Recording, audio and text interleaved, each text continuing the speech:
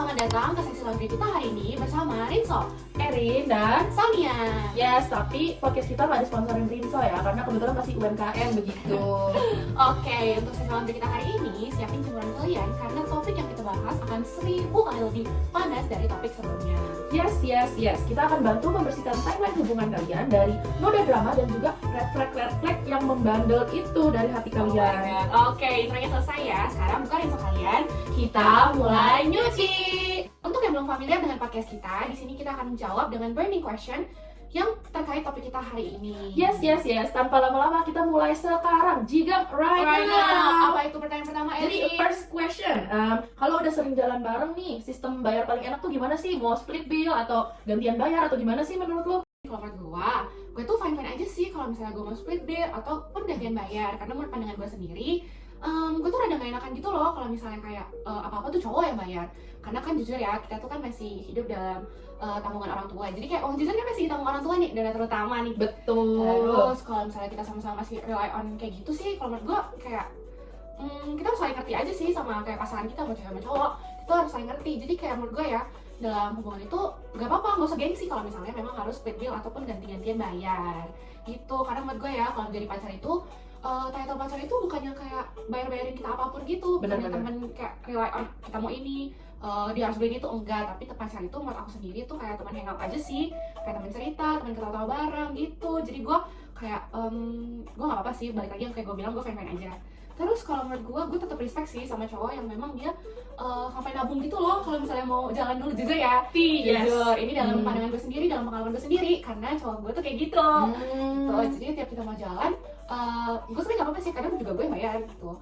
Tapi terkadang di mostly gitu dia kayak gak mau gitu gue yang bayar, karena dia kayak gak enak gitu kan. Jadi sebelum kita jalan tuh kayak udah jauh-jauh hari dia udah bikin plan semua rencana yang bakal kita lakuin, berapa kira-kira pengeluaran. Jadi kayak misalnya dia bisa beliin gue yang pengen gue mau gitu loh. Jujur sebenarnya gue tuh dulu mikirnya tuh kayak mungkin harusnya cowok yang bayar gitu kan, karena kayak normanya gitu. Tapi kayak semakin kesini benar kata Sonia gitu, kayak maksudnya kita kan masih dibiayain orang tua ya, dan juga kayak dia juga masih dibiayain orang tua. Jadi ibaratnya kayak kalau misalnya dia yang bayarin, gue kayak dibiayain orang tua dia gitu, which is rada aneh mungkin. Jadi kayak menurut gue paling nyaman sekarang adalah split bill dan saling bayar kayak gitu. Kalau misalnya menurut busa-busa nih gimana nih kalau misalnya menurut kalian? Kalau ngomongin soal jalan, biasanya setelah makan lanjut main nih, menurut kamu cara paling aman dan damai itu gimana sih? Aduh, jujur, ini pasti biar cowoknya nggak mikir nih, aduh duit gue gimana nih gitu kan.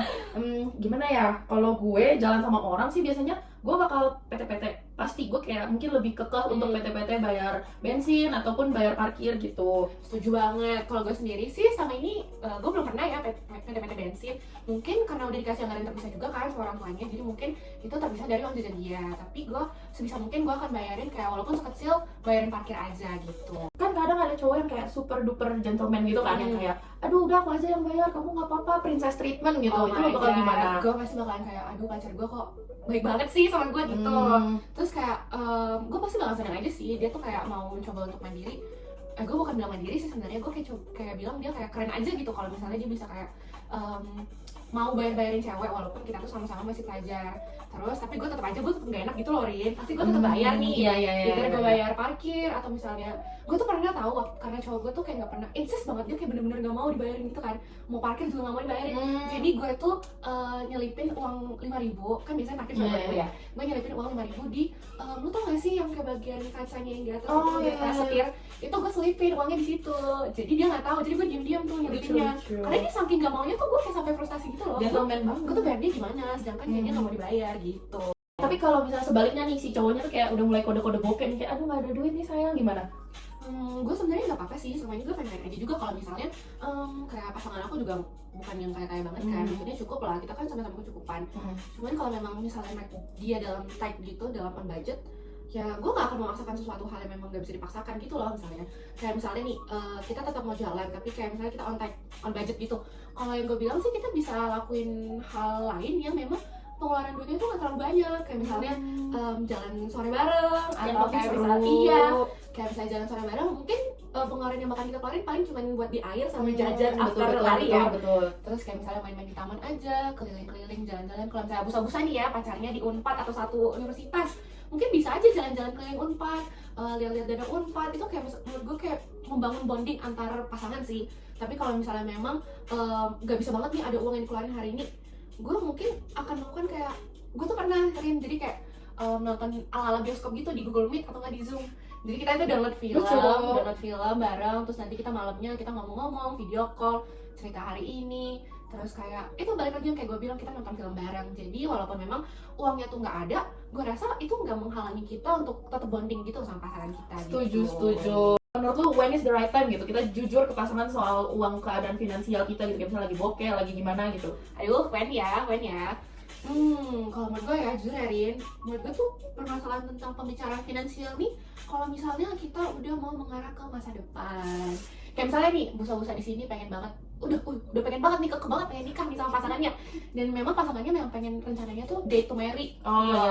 Dan memang gimana ya, kayak misalnya memang vision kalian untuk masa depan itu untuk menikah bareng.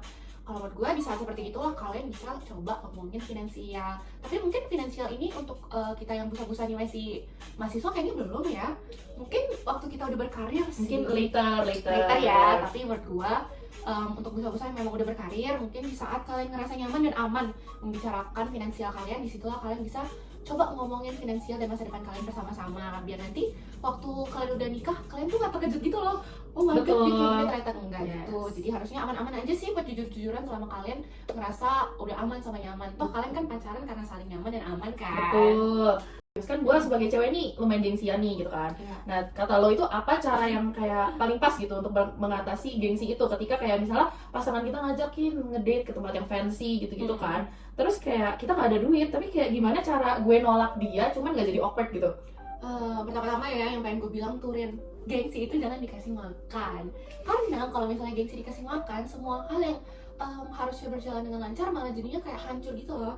Jadi menurut gue kalau memang misalnya kalian belum punya money di saat itu juga, gue rasa tolak aja sih kalau menurut gue ya. Kayak itu kan pacar kalian juga kan, itu pasangan kalian sendiri. Kalau misalnya kalian ngerasa gak enak buat bilang enggak karena kalian on time atau on budget, gue rasa itu kayak aneh sih. Karena kayak kalau misalnya kalian jadi pasangan tuh kalian harus bisa menerima kekurangan dan kelebihannya gitu. Terus kalau misalnya memang dia ngajak lo ke tempat itu dan dia sebenarnya enaknya sih dia ngajak ke tempat itu, dia yang bayar juga sih sebenarnya ya, jujur. Tapi kalau misalnya memang lo tetap gak enak gitu, gue rasa mungkin kalian bisa mencoba pilihan date yang lain, dan itu bikin tempat fancy itu jadi wishlist kalian nantinya kalau misalnya udah ada anggarannya.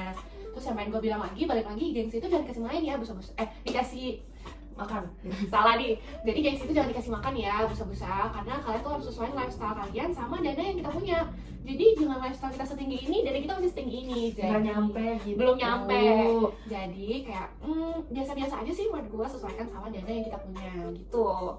Tapi setuju banget sih kalau dipikir-pikir, kayaknya kalau misalnya pacar kalian justru nggak nerima ketika kalian bilang lagi on a budget gitu, itu harus sedikit dipertanyakan, jujur, kenapa dia begitu. Itu udah refleksi menurut gue ya. Dipikirin ya busa-busa. Mungkin kita stop dulu di sini nih pertanyaan terakhir, dan juga otak kita kayaknya udah ngebul ya, kita ngebahas banyak banget hari ini gitu. Bahasanya banyak banget.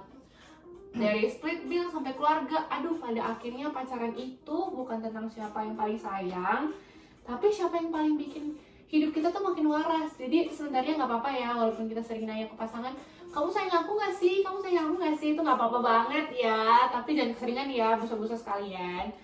Pokoknya busa-busa ini harus ingat kalau pacaran itu bukan cuma tentang sayang-sayangannya doang, tapi juga kayak gimana hidup kita bisa tetap stabil dan juga bisa kohesif gitu. Betul banget. Nah, lihat aja kalau masalah uang nggak dibahas itu gimana? Aduh, numpuk nih udah setinggi ini gitu. Aduh, kalau gengsi terus nggak enakan gimana tuh? Aduh, itu numpuk juga.